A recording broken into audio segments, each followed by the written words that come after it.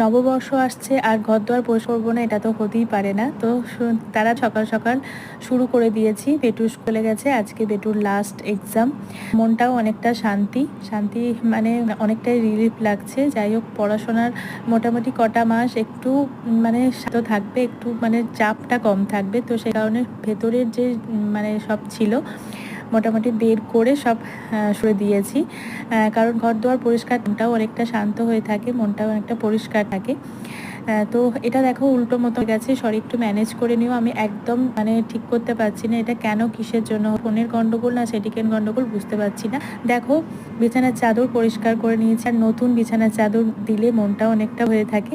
আর এখানে বেটু 3টে সার্টিফিকেট পেয়েছে, সেটা আমি ফুল ব্লকে অবশ্যই তোমাদের সাথে শেয়ার করব। আর আজকে সন্ধ্যেবেলায় খেলাম নুডলস মাঞ্চুরিয়ান।